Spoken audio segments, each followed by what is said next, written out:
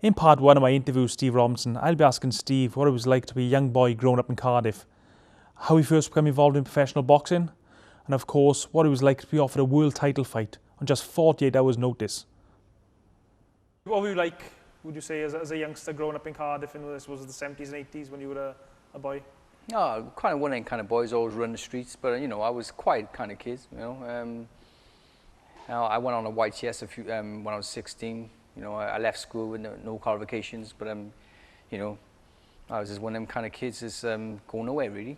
I think the boxing really helped me really, and you know, obviously what I've achieved and everything. So you know, I think boxing has maybe achieved what I wanted to achieve.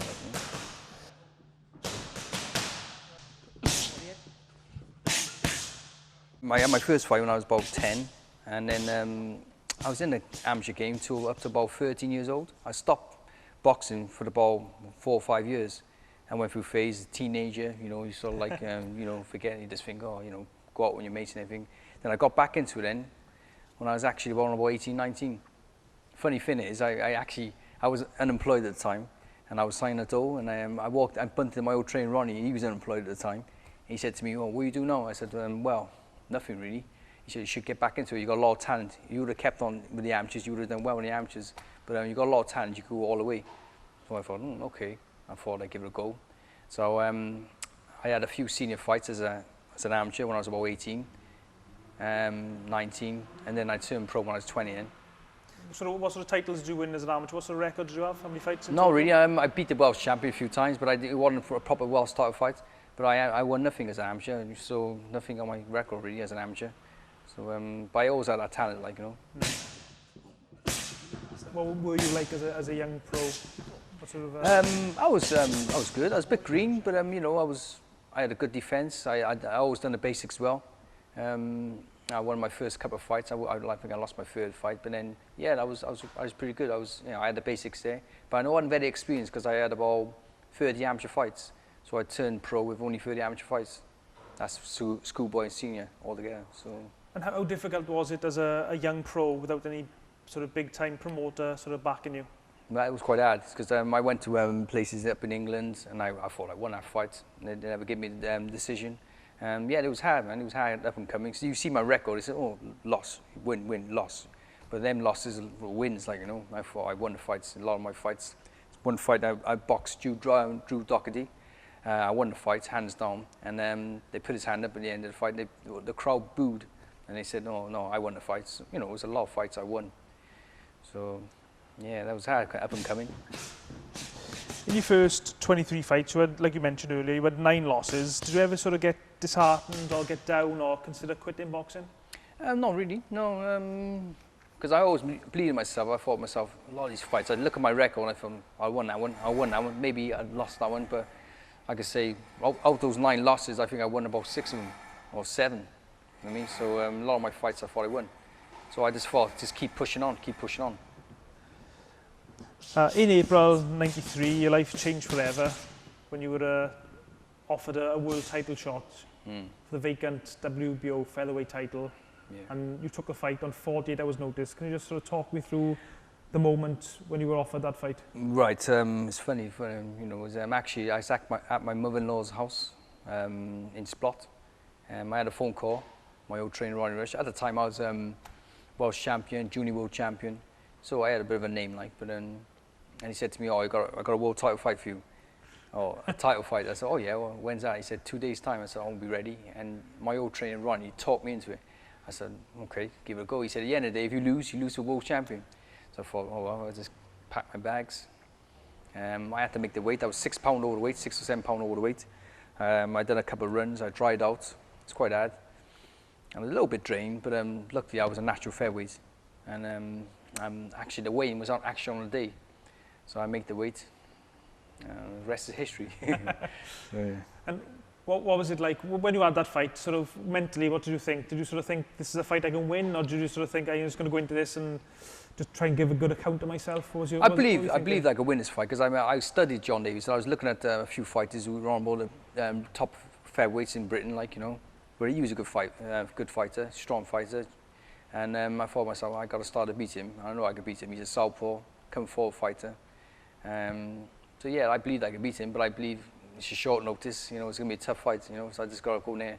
Luckily, I was naturally fit, so. Were you actually in training around that time? I was type of boxer. I was only in light always training. I stays was in in shape? light. I was in light training. Yeah, I was always a type person. I was always in shape. Yeah, I was in light training, but I wasn't prepared to fight 12 rounds in 2 days' time. Like so, I was prepared to like fight 8 rounds and maybe in the 10 round, and then you know, so, yeah. But Did the people in Newcastle, his team and the promoters, did they sort of basically just offer you up as somebody to get beaten, to get Davison as the champion, do you think? yeah, in a way. But I knew. I think they knew I was a good fighter because I beat Paul Harvey for the junior world title, like Pentacontinental title. So I've been 12 rounds before, and I've been 10 rounds for Welsh title fights. So they knew I was a tough guy. Obviously, I'd never been stopped, you know. So they knew I was going to be tough, but then obviously beatable, because obviously my record didn't look much. But I just upset them. You know, Do you think Davison overlooked you? Do you think he just had a scan of your record and seen the 9 losses and thought, like, I can beat this guy fairly easily? Probably, yeah. I think he knew I was a tough cookie, like, because I think he was interviewed before the fight. He said, "Oh, Steve Robson's tough. I know him and this and that. I know I'm prepared for tough fights." And yeah, but I think deep down he must have thought, "Oh, I can beat this guy." You were fighting obviously away from home in Davison's backyard, basically. Yeah, yeah. Did the hostile crowd have any effect on you? Yeah, I suppose a little bit it did, yeah, because obviously when they announced him as John Davison, the crowd was so loud, and you know, and they announced me, they had a couple of boos, and I thought, oh, who am I? But I thought to myself, well, I'm going to prove them all wrong, and I was determined. I come out quite confident, really, and I come out to one of my tunes, my reggae tunes. I go, yeah, you know, this and that. But I felt confident coming out, so I felt good and refreshed, you know, no pressure. All the pressure was on John Davison. There was no pressure on me. So I went in there and thought to myself, I'll do it and go there and do my best. If I lose the world champion, but I believe I can beat him. If you just talk us through the fight now, the first few rounds, how did they go? I know it was very tight, very close, a lot of rounds. I thought I won the first, say, 4, 5, 6 rounds. I was boxing it off. First round, I had a really good round. My old trainer said to me, Ronnie Rush said, oh, that's excellent. I said, keep to the boxing. Keep moving to your left. Against southpaws, move to your left. Then left hook, straight right. As they say, the left hook's the best punch for southpaw. Straight right, they say as well. But I kept on moving on left, and the plan was going so well. It started getting a little bit harder, and around about 7, 8, 9. It was 4 very close rounds, and he was getting back into it then. I think I had a really tough patch around about 9 or 10. And then it started really getting hard, and it was just the time, obviously the training, the you know, preparation started getting to me. But, at any point in the fight, did you sort of in the back of your mind, I've only taken this fight on 48 hours notice, am I going to be fit enough, have I got enough strength and endurance to carry on? Was there ever a doubt in the back of your mind? Or did you sort of... Yeah, it was definitely, because I think around about the 11th round, he caught me in a body shot. He's with a good body puncher. He winded me. I didn't show I was winded. I went, oh man. I said, what's going on? I said, that's why I moved. I kept on my toes then. And yeah, but I thought myself I had to dig deep. And then the last round, the 12th round, I thought, I got to win this round now. I got to even try and knock him out or something, or do my best, because I know myself. I'm fighting in this hometown. You know, obviously they might give me the decision, because many of my fights obviously went the other way. So I went in the last round. I thought determination. I caught him a really good shot, being right hand. I knocked his gum shield off, and I thought, I got him. I was so tired. You could see him when we were seeing the fight. I was so tired I couldn't throw no more punches. I thought, no. So yeah, and then when the bell went, then I thought, oh, have I done enough? And I thought myself, maybe I might give it to him. At the end of the 12th round, I know most boxers at the end of the fight, they put their hands up as if they won, even though sometimes it's quite clearly they haven't won. Of course, yeah. Did you genuinely think you've won this fight at the end of the 12 rounds? Yeah, I did. I believe I won it, but I thought myself, would they give it to me? You know? I knew I'd done enough. My old trainer Ronnie said, you've done it, you won this. And Di Gannon said, you've done enough to win, but I don't know. Because Di's quite experienced, he'd been around. And then... Can you just describe to us, Steve, at the end of the fight, when they brought you and Davison into the ring together, the referee was standing in between you, the ring announcer was announcing the decision. Could you just describe what it meant to you when they announced Steve Robinson, the new featherweight champion of the world? Well, you know, it's just amazing. When they announced and the winner is Robinson, ladies and gentlemen, it didn't register for the bid, and I thought, what's going on? I thought, I'm the world champion. So I actually put my hand up. I thought, I couldn't believe it.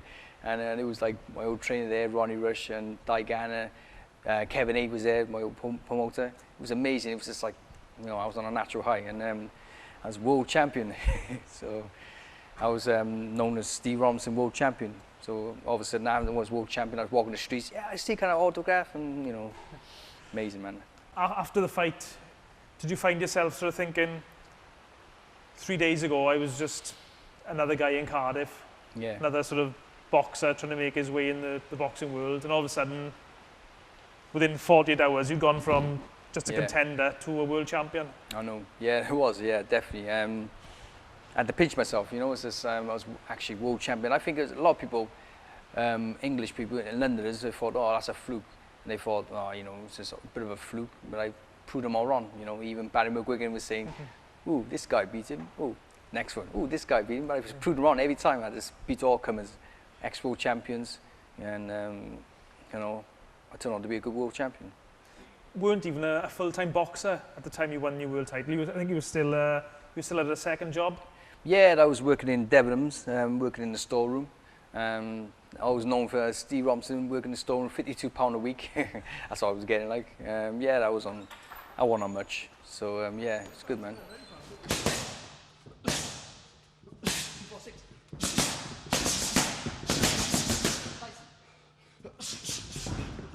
When you won the world title, it was televised on ITV. Probably millions of people probably watched the fight.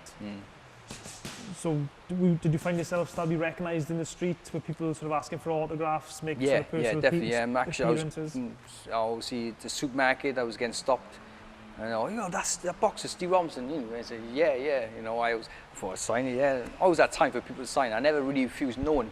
I always, I had time to sign autographs, and it was just like, I was world champion. It was amazing. And I was so proud. Tune into next week's edition of Left Field Right Pitch, where you can watch part 2 of my interview with Steve Robinson. I'll be asking Steve about his 7 successful title defences, how much the Welsh fans meant to him in all his tough fights in Cardiff Ice Rink, and also about the night where he fought a brash, young, arrogant fighter called Prince Nazim Hamid, and also what happened when Steve and Naz's paths crossed a few years ago.